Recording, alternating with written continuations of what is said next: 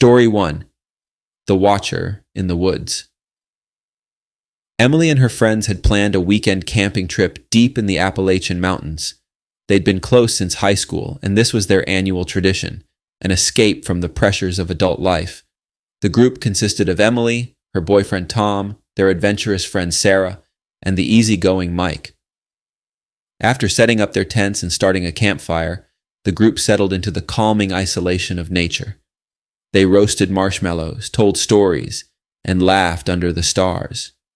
The forest was dense, but they'd chosen a spot near a clearing with an excellent view of the moon. As night deepened, they began to hear strange noises. At first, it was nothing, just the usual crackling of branches or rustling of leaves, but as the hours passed, the sounds became more distinct. Emily, already a little on edge from Sarah's ghost stories, was the first to voice her concern. "Do you guys hear that?" she asked, her voice low. Mike chuckled. "Come on, Emily. It's probably just some deer or a raccoon." But Emily wasn't convinced. The sound was too deliberate, too heavy. It wasn't the random noise of an animal scurrying through the brush. It was like someone, or something, was walking around their campsite, staying just out of sight. Tom stood up, flashlight in hand, and scanned the perimeter. "I'll check it out," he said confidently. But when he returned 10 minutes later, he was frowning. "Nothing," he said, sitting down again, though his relaxed demeanor was gone. The group tried to shake off their unease, but as the night wore on, the noises continued. Heavy footsteps, the crunch of twigs, and then, just before midnight, they heard it, a low, guttural breathing. Sarah stood up suddenly. "We need to leave," she said, her voice steady but filled with urgency. Before anyone could argue, a figure emerged from the darkness. Standing at the edge of their camp, just outside the fire's light, was a man, tall, hunched, and wearing ragged clothes. His face was gaunt, his eyes wide and unblinking, staring straight at them. Tom raised his flashlight again, shining it directly at the man's face. "Hey, what do you want?" he called out, but the figure didn't move. It just kept staring. The group scrambled to their feet, grabbing what they could. Sarah was the first to sprint toward the car, followed by Emily and Mike. Tom lingered for a second, still facing the man. But when the figure took a slow, deliberate step toward him, Tom ran. They piled into the car and drove away as fast as they could. It wasn't until they were several miles away, safely back on a main road, that they spoke again. "What the hell was that?" Mike asked, his voice shaking. None of them had an answer. The man hadn't followed them, hadn't spoken, hadn't done anything, except watch, but the chilling intensity of his gaze haunted them for days afterward.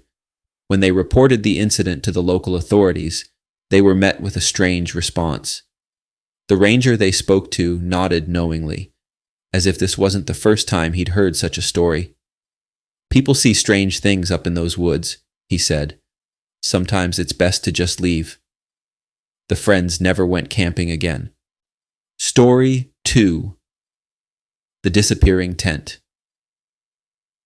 Mark and Jenna were experienced campers. Every summer, they ventured to new locations, eager to explore untouched wilderness. This year, they'd chosen a remote site in the Canadian Rockies, accessible only by hiking several miles from the nearest road. It was secluded, quiet, and perfect for their getaway. On the second night of their trip, they were awakened by a strange sound. It was a rhythmic tapping, like someone gently knocking on wood. Mark sat up, listening closely. The noise was coming from outside their tent. At first, they thought it might be an animal, but as the tapping continued, it became too consistent, almost mechanical. Mark grabbed a flashlight and unzipped the tent, shining the light outside. There was nothing there, no animals, no people, just trees and the silent expanse of the forest. But the tapping continued, echoing from somewhere nearby. Jenna was wide awake now, her eyes wide with fear. "What is that?" she whispered. Mark shook his head, baffled. "I don't know." They stayed up the rest of the night, too spooked to sleep. When dawn finally broke, the tapping had stopped, but a sense of unease lingered. They decided to pack up and move to a different spot. Maybe it was just a weird animal behavior, they reasoned. But still, they couldn't shake the feeling that something wasn't right. They hiked for a few hours, eventually finding another site by a small lake. It was beautiful, serene, and the perfect place to put the strange events of the previous night behind them. As they set up camp again, they felt a bit more relaxed. The eerie atmosphere had faded, and the peaceful sound of the water soothed their nerves. But that night, it happened again. This time, the tapping was louder, more insistent. It started just after midnight, the same rhythmic knock, knock, knock echoing through the forest. Mark shot out of bed, determined to catch whatever was causing it. He grabbed his flashlight and stormed out of the tent, shining the light in all directions. Nothing. Frustrated, he turned back toward the tent and froze. Their tent was gone. The place where it had stood was now empty, as if it had never been there at all. Jenna, who had followed Mark outside, stood next to him, her mouth agape. "Where the hell is our tent?" she gasped. They searched the area frantically, calling out into the dark, but there was no sign of it. Their sleeping bags, their gear, everything had disappeared. In its place was nothing but bare earth. Panicking, they grabbed what little they had left and hiked back to the trailhead as fast as they could. They spent the night in the car, too terrified to stay in the woods any longer. The next day, they returned with a ranger to investigate. When they reached the spot where their tent had been, they found something that made their blood run cold. There, etched into the ground in front of the campsite, were deep, circular indentations, perfectly spaced apart, like the footprints of some enormous creature. The ranger, wide-eyed and pale, shook his head. "I've never seen anything like this before." Mark and Jenna never found out what happened to their tent, but they knew one thing for certain. Something had been watching them, and it didn't want them there. Story 3. The Phantom Campfire. Carlos and his brother Javier had always been fascinated by the paranormal. As kids, they'd spent hours reading ghost stories and watching horror movies. So when they heard about a supposedly haunted forest in New Mexico, they jumped at the chance to camp there. The forest was said to be cursed with countless stories of people seeing strange lights, hearing ghostly voices, and even disappearing without a trace. Carlos and Javier didn't believe in curses, but they were eager to experience the supernatural for themselves. They arrived at the campsite late in the afternoon, the sun already sinking below the horizon. The forest was dense, the trees towering above them like silent sentinels. They set up camp near a clearing and quickly built a fire, eager to start their night of ghost hunting. As night fell, they began to explore, armed with flashlights and recording equipment. They wandered through the forest, listening for any unusual sounds, but everything seemed normal, until they returned to their campsite. There, in the clearing, was another campfire. Carlos and Javier stopped in their tracks, staring in disbelief. They hadn't left the fire burning when they left, and this wasn't the same fire. They'd put theirs out completely. This was a new fire, burning brightly in the center of the clearing, with no one around to tend it. "What the hell?" Javier muttered, backing up slightly. Carlos, always the brave one, stepped forward. "Maybe someone else is out here," he said, though his voice wavered with uncertainty. He called out, but there was no answer. The fire crackled in the stillness, casting eerie shadows on the surrounding trees. Suddenly they heard it, a faint whisper coming from the direction of the fire. It was low and indistinct, like someone murmuring just beyond the edge of hearing. Carlos took another step forward, but Javier grabbed his arm. "Don't," he warned. "Something's not right." Before they could decide what to do, the fire flickered, and then, just as suddenly as it had appeared, it vanished. 1 second it was there, the next, the clearing was pitch black, the fire snuffed out as if it had never been lit. The brothers stood frozen, hearts racing, unsure of what they had just witnessed. They didn't wait to find out. Grabbing their gear, they fled the forest, leaving behind the ghostly fire and whatever or whoever had summoned it. To this day, Carlos and Javier still wonder what they saw that night. But one thing is certain, the haunted forest lived up to its reputation. Story 1. The Whispering Woods. It was a quiet summer night when 4 friends, Mia, Jake, Sophia, and Liam, set out for a weekend camping trip in the remote Whispering Woods.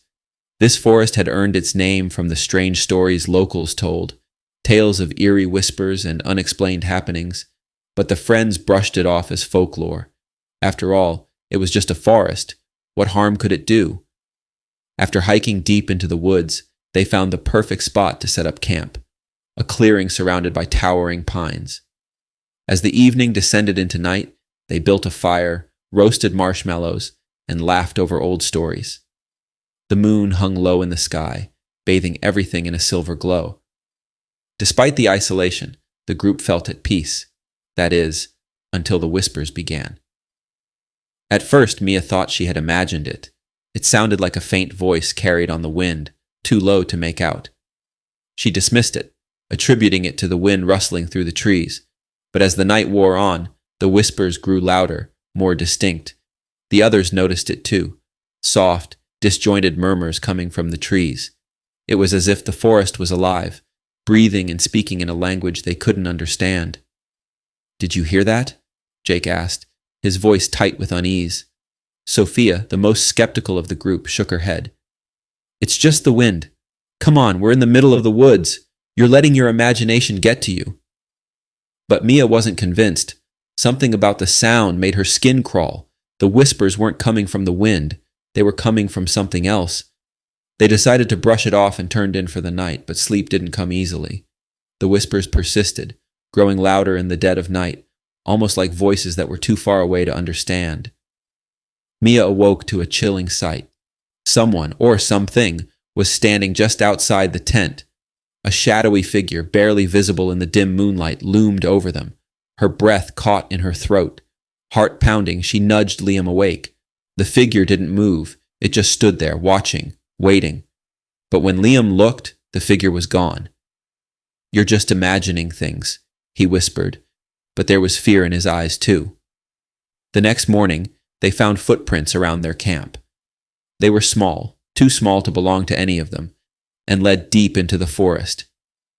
Unease settled over the group like a dark cloud, but they were determined to finish their trip. It was probably just an animal, they told themselves. The second night, the whispers returned, but this time they were unmistakable. They weren't just random sounds. They were voices, incoherent but insistent. It felt like they were calling out, drawing them deeper into the woods. Jake, unnerved, grabbed a flashlight and headed out to investigate, against the protests of the others. "Stay close to the camp," Mia shouted, but Jake had already disappeared into the trees. Minutes turned into an hour. Jake hadn't returned. Panic set in and Liam decided to go after him, leaving Mia and Sophia behind. Time stretched on, and as the hours passed, the whispers became louder, more urgent. And then they heard it, a blood-curdling scream, cutting through the night like a knife. Liam returned alone, pale and trembling. "I found Jake," he stammered. But it wasn't him. He was just standing there, staring at me, like he didn't know who I was. And those voices, they were all around us. "We have to leave. Now." They packed up in a frantic rush and bolted from the camp, but the woods seemed to close in around them. The whispers followed, growing louder, more insistent, until it felt like they were surrounded by unseen eyes. They never found Jake.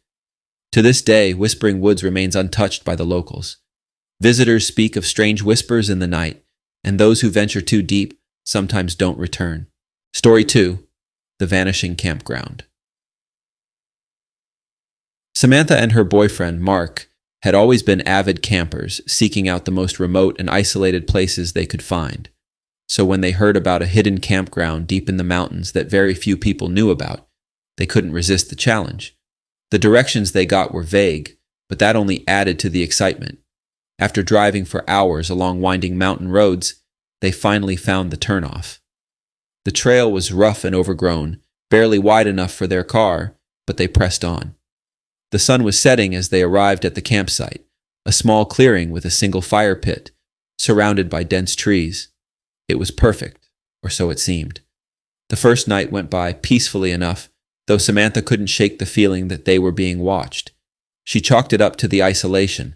They were probably the only people for miles. The second day, they decided to explore the surrounding area. As they hiked deeper into the forest, they noticed something strange. The trees around them were all twisted, their branches contorted in unnatural shapes. The deeper they went, the more the trees seemed to close in, like they were being funneled toward something. But what unnerved Samantha the most were the sounds. There weren't any. No birds, no insects, just an eerie silence that pressed in on them.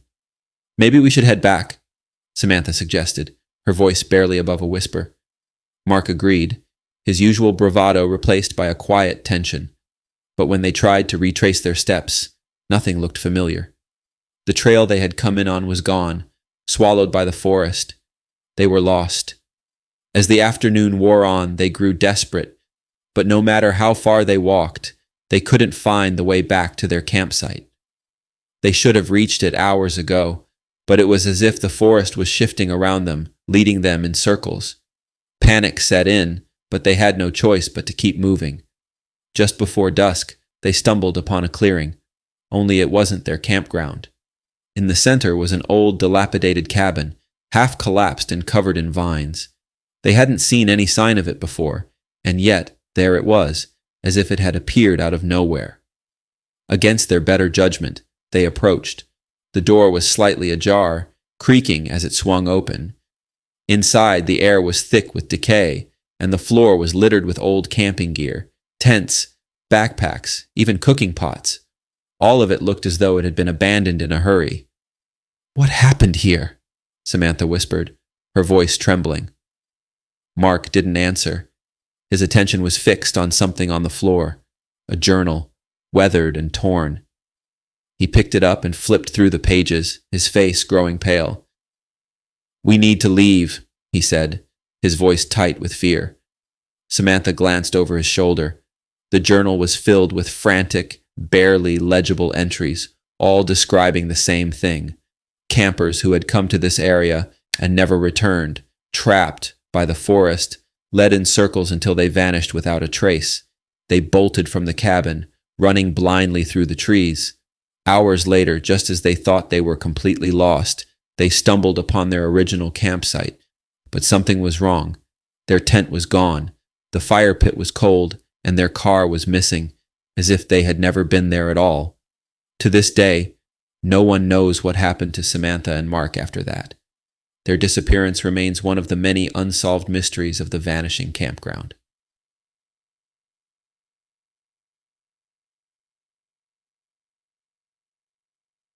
Story 3. The Screaming Lake. Cody and his family had been visiting the same lake for years, a beautiful, secluded spot nestled in the heart of the wilderness. It had always been a place of relaxation and fun, until one summer when everything changed. That year, the water level was unusually low, revealing parts of the lake bed that had never been visible before. Cody, now a teenager, was eager to explore. While his parents set up camp, he wandered along the shore, poking around the rocks and debris that had surfaced from the receding water. He found something strange. A perfectly round hole in the lake bed, about 3 feet in diameter, surrounded by dark, slimy rocks. It wasn't natural. Cody was sure of that. The edges were too smooth, too precise. It looked man-made, though he couldn't figure out what it was for. That night, as they sat around the fire, Cody couldn't stop thinking about the hole. He told his parents about it, but they shrugged it off as just another oddity of nature. But as darkness fell, the peaceful sounds of the lake were interrupted by something strange. A low, distant moaning sound echoed across the water, so faint at first that Cody thought it was the wind, but the moaning grew louder, more distinct, until it became a high-pitched wail, like someone, or something, screaming from beneath the surface of the lake. "Did you hear that?" Cody asked, his voice shaky. His parents nodded, their faces pale. The sound was unmistakable now, a blood-curdling scream coming from the direction of the hole Cody had found. For the rest of the night, the screams continued, sometimes loud and close, other times faint and distant. But they never stopped. It was as if the lake itself was alive, crying out in pain or anger. They packed up and left at dawn, abandoning the lake they had once loved. Years later, Cody would learn that there had been a settlement near the lake centuries ago, one that had mysteriously disappeared, swallowed by the rising waters. Some say the spirits of those who perished still linger, trapped beneath the lake, screaming for release. Story 1. The Man in the Shadows. Kara was always careful. As a 29-year-old woman living alone in a small city apartment, she knew how to stay vigilant. She'd double-check the locks on her door, avoid walking alone at night, and keep her social media presence minimal. But it wasn't enough to stop what was about to happen. It all started one chilly fall evening. Kara had just returned from work when she noticed something odd. A small gift bag hanging from her apartment door. Inside was a handwritten note on plain white paper that simply read, "I think about you every day." No name, no explanation. She dismissed it as a prank or a mistake, someone leaving a gift at the wrong door. But a few days later, there was another note. This one was left on her car windshield, placed under the wiper, and it was far more personal. "I saw you in that blue dress yesterday. You looked beautiful. I want to get closer to you." Kara's skin crawled. This person wasn't just some prankster. They had been watching her, and they'd been close enough to describe what she had worn the previous day. Her first instinct was to call the police, but without a direct threat, what could they do? She mentioned it to a few friends, but they brushed it off, saying it was probably just someone with a harmless crush. Weeks went by, and the notes kept coming. Each one was more unsettling than the last. The language shifted from admiration to obsession. "I know you walk your dog every night at 8 o'clock. Maybe I'll join you. You haven't been smiling lately. Why not? I want to see you happy." Kara began to feel trapped. Every time she stepped outside, she scanned her surroundings for someone, anyone, who looked suspicious. She started taking different routes when walking her dog, but no matter what she did, the notes would still appear. They'd show up in her mailbox, on her car, and even taped to her door. It was as if this person always knew where she was. Then, one night, things escalated. Kara was asleep when she heard a faint tapping sound. At first, she thought it was the wind, but then it grew louder.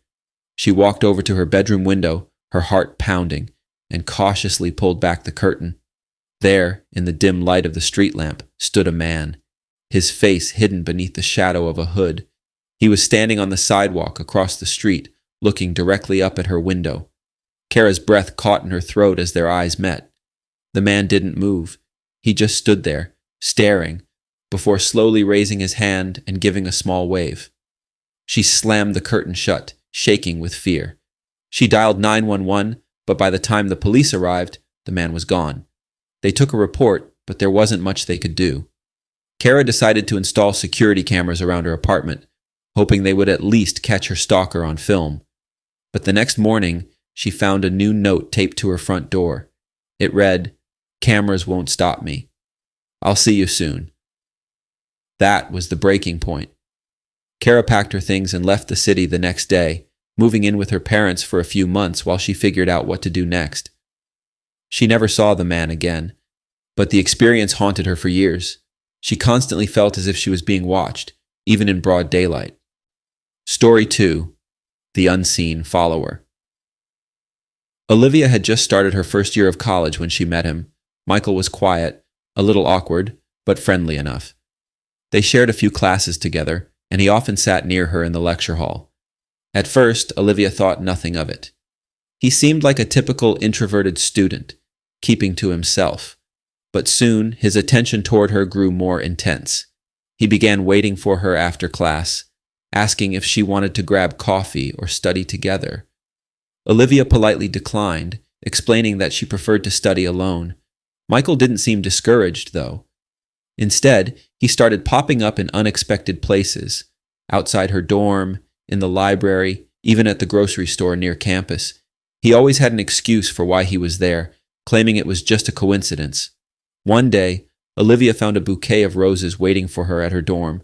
There was no name attached, but she knew exactly who they were from.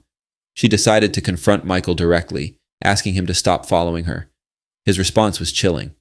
He smiled and said, "I just like being around you. It's harmless. You'll get used to it." From that point on, things escalated. Olivia would catch Michael staring at her from across the cafeteria, his eyes never leaving her. He started sending her long, rambling emails professing his love, detailing how he had watched over her and protected her from a distance. He even mentioned things he couldn't possibly know, like where she had been the previous weekend and who she had been with. Olivia's anxiety grew. She stopped going out as much, fearing that Michael would be there, lurking just around the corner. She reported him to campus security, but they brushed it off as a non-issue. After all, Michael hadn't threatened her directly. He hadn't touched her. He was just overly friendly, they said. But Olivia knew better. She could feel the weight of his obsession pressing down on her, suffocating her. One night, while studying in the library, she noticed him again, sitting at a table a few rows behind her, pretending to read a book. It was too much. She packed up her things and left, walking briskly back to her dorm. As she unlocked her door, she felt a presence behind her. Michael was standing at the end of the hallway, watching her with an unsettling intensity. "You can't avoid me forever, Olivia," he said softly before walking away. Terrified, Olivia contacted the police and filed a restraining order. She moved off campus, hoping to escape Michael's obsessive gaze. For the rest of the semester, she lived in constant fear, never knowing when or where he might appear next. Though the restraining order eventually kept him at a distance, the psychological scars remained. Story 3. The Neighbor Who Watched.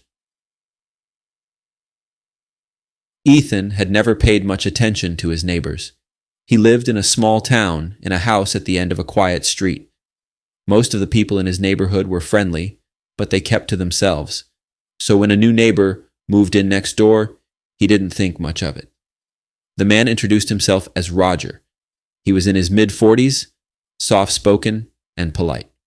Over the next few weeks, Roger seemed to take a keen interest in Ethan's life.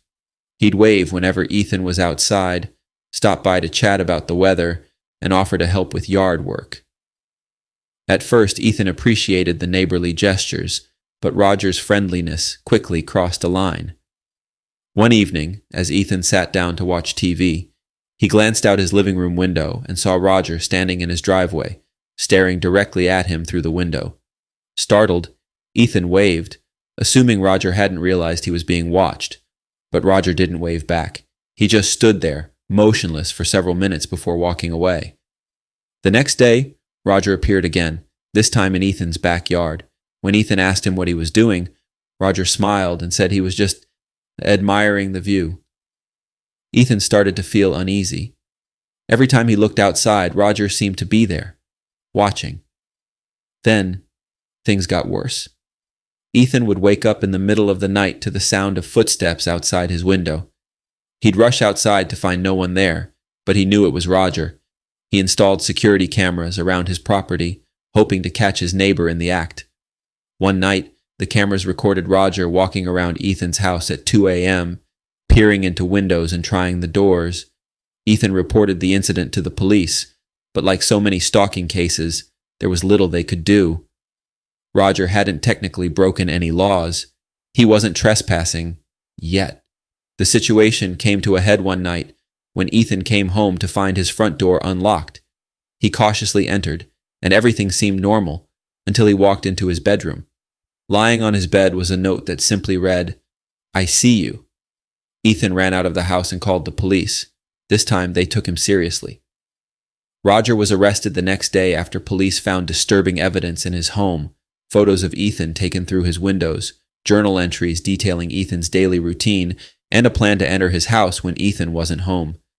It was clear that Roger's obsession had been escalating, and it was only a matter of time before things turned violent. Ethan moved out of town shortly after, unable to shake the feeling of being watched. Even long after Roger was gone,